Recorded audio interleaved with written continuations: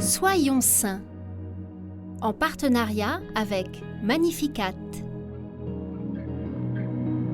Nous souhaitons une belle fête aux Saturnin, Cernin et Philomène. Nous découvrons aujourd'hui Saint Francesco Antonio Fassani.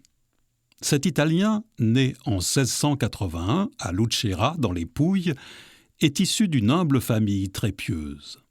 Confié pour son éducation aux frères mineurs conventuels, c'est dans cet ordre franciscain qu'Antonio entre à 14 ans.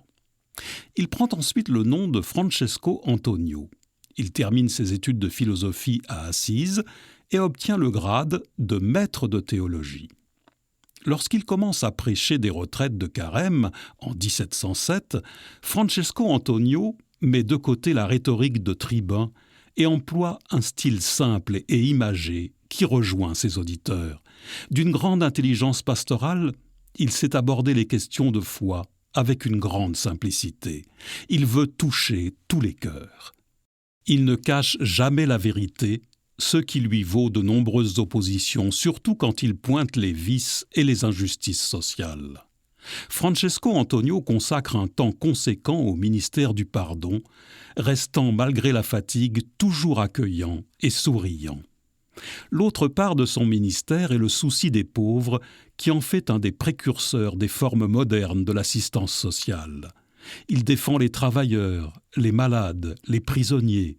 Il ne craint pas de solliciter la coopération des plus riches pour créer une banque de crédit qui protège les pauvres des usuriers.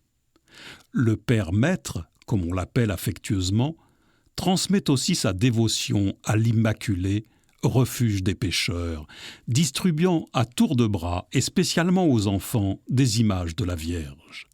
Autour de ces images se font plusieurs miracles. Il répand aussi l'habitude de préparer les cœurs à la fête de l'Immaculée Conception par une neuvaine préparatoire. Il meurt à Lucera en 1742 et toute la ville sera présente pour son enterrement du Père Maître. Seigneur Jésus, le Fils de l'homme n'est pas venu pour être servi, mais pour servir. Et Francesco Antonio manifesta une charité sans limite pour chacun.